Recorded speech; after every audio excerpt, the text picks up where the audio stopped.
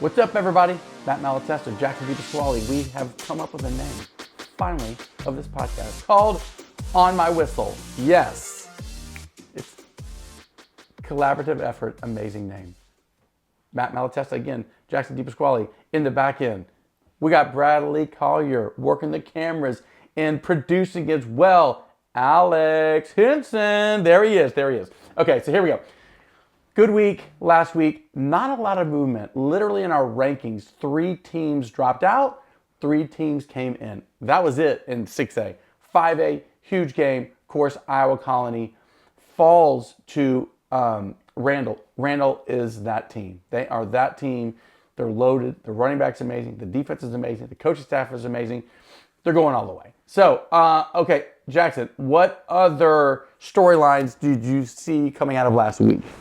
You know, I think I look at Stratford putting up 83 points in a regular season game. Normally, you don't see that high of a scoring game. They put up 83 on Cypress Creek. I think that's big things for their offense. Good things to see from Stratford as they'll be coming into that Region 3 side of 6A. So excited to see the Stratford offense put up that many points. This is a team that we didn't necessarily know what they were going to do this year. We didn't necessarily predict them to be a playoff contender, but they're looking like it. The Peyto Panthers are 3-1 right now. They're 2-0 in district play. This is a Panthers team that's got a very loaded defense. They've got Dejon Petaway, A&M commit. They've got Carmelo Brooks on the defensive line, U of H commit. But the offense has really gotten going there, and I'm really excited to see this Peyto team. This could be a playoff team. Matt, what do you think about Peyto? Are they legit?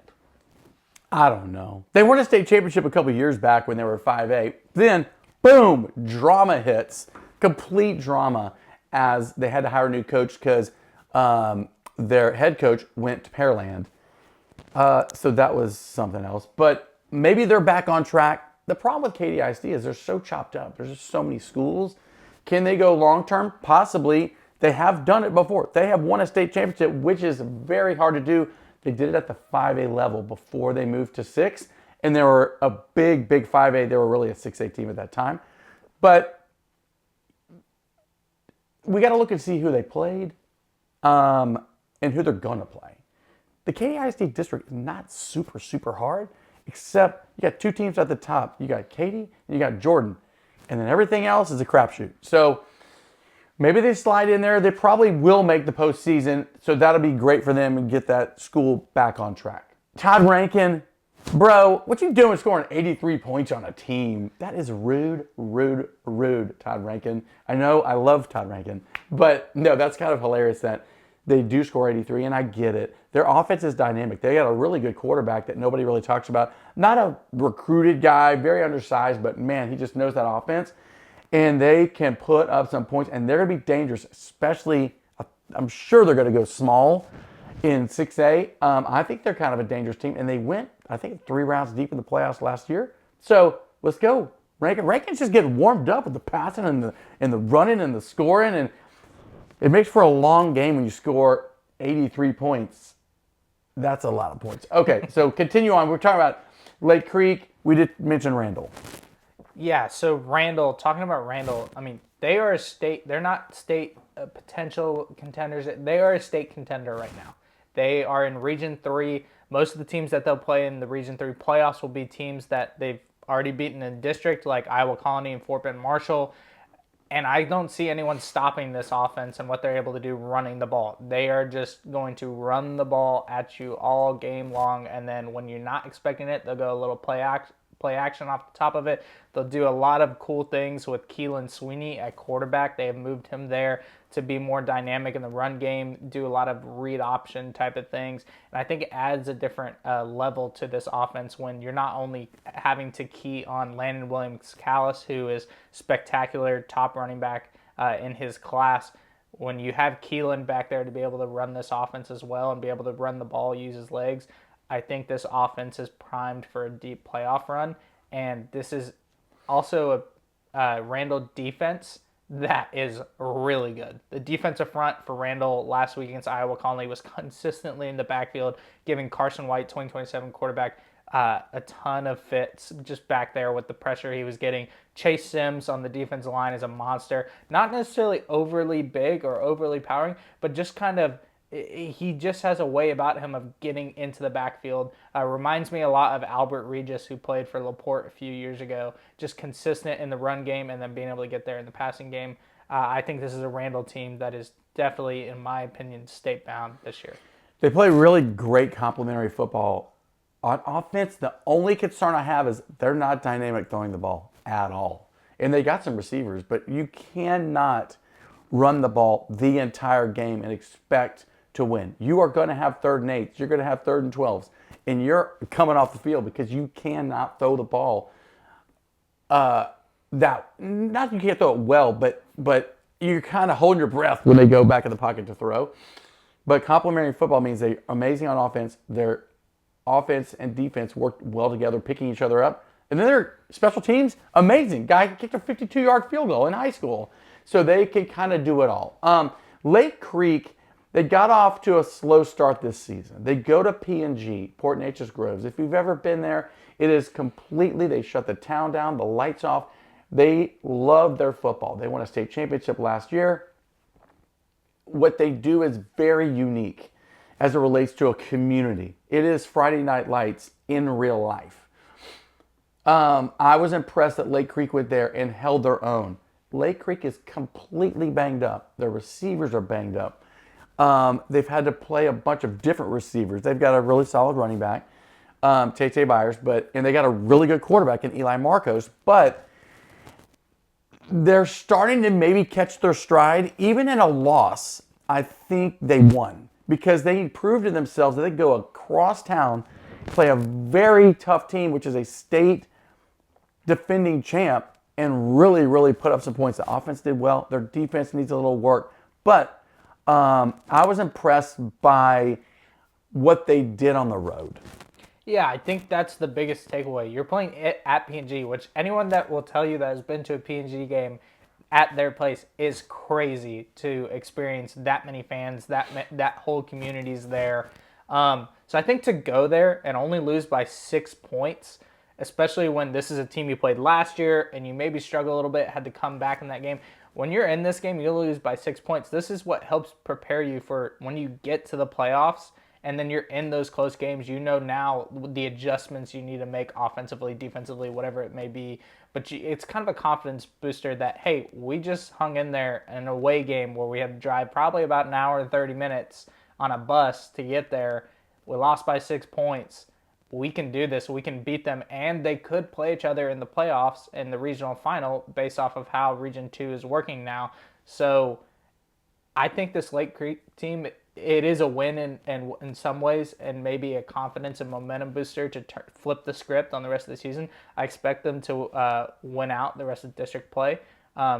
So I'm very happy to see this Lake Creek team, one, put up that many points against a really good P&G defense, and then number two, see that they can handle adversity when it comes to the playoffs down the road. You're buying stock in Lake Creek, I see. I kind of am too. Okay, games this week. Our TNS game is really, really good. Cy Springs and Bridgeland play for, let's call it the district championship in that district. That's going to be an interesting game. I'm going to get your thoughts on that. Who can win that? Can Springs really emerge as the new school of Cy-Fair ISD? I think Springs can. And I really, when I got to watch them take on Cy Ranch a few weeks ago, I really liked what they did defensively to stop. You know, it was kind of like that bend and break mentality. Cy Ranch might have moved the ball on the other side of the 50, but once they got there, that Cy Springs defense stepped up. They made stops. They forced Cy Ranch to kick some field goals. And then you look at the offense. Parrish Melvin Jr. really does it all for that offense. He had 4 touchdowns, I believe, in that game. Had 2 on the ground, 2 on the ground, 2 receiving. He's just a dynamic playmaker that they utilize very well in the offense, figuring out different ways to get him the ball.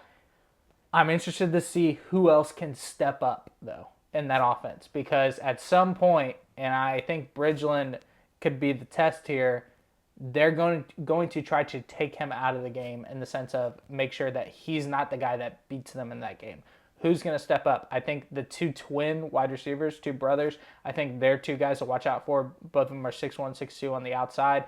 They could be dynamic playmakers for that offense. But who else is going to step up for that Cy Springsteen? Bridgeland on the offensive side of the ball.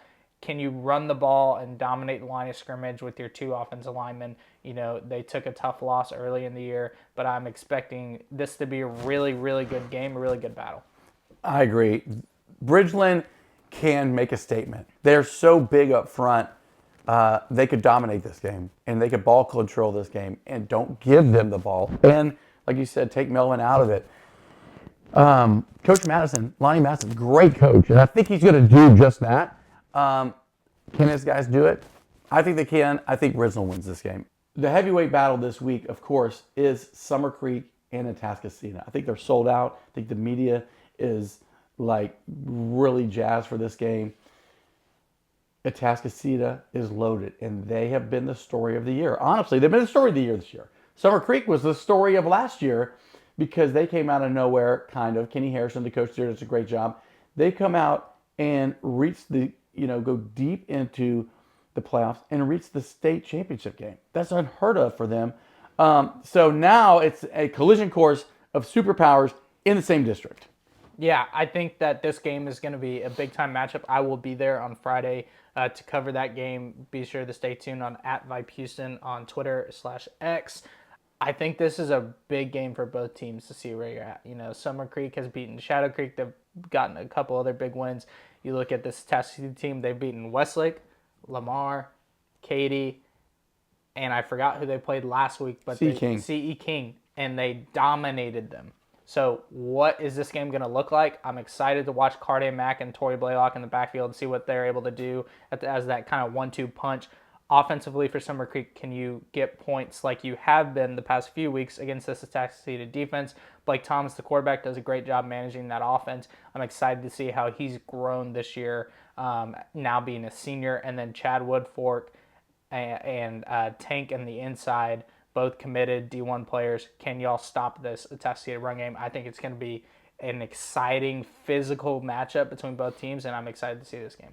I'm going Summer Creek on this. I think the defense, man, they've just pitched so many shutouts, and their defense is electric, fast, very, very good. So, finally, we're going to go 5A. P&G played last week in a really tough game. Now they got to play Huntsville. And Huntsville is a physical, fast team as well, a little bit different than Lake Creek. But thoughts on this game in 5A, which is a big deal in their district? Yeah, this is a rematch of last year's regional final. I think this is a huge game for both teams. Last year I believe this was about a touchdown game, maybe a 2-score game, and Huntsville was in the game. This is at NRG. P&G had their crowd packed out. I'm excited to see what this Huntsville team can do this year. Maybe kind of just get a little revenge game from last year's regional final. I think this is going to be similar to the Lake Creek game. I think this is going to be a close matchup. Huntsville has had a really good season so far. They're 4-1 right now. Though I might predict P&G to win this game, I think it's going to be a close game. All right. Those are some big games. So you had the recap, and now you got what's coming up this week. This is Matt Malatesta, Jackson DePasquale on my whistle. Follow us on all of our social media channels. Hit like, subscribe on our YouTube channel. Let this thing keep on building and building. Great weekend. Get out to the games, and we'll see you there.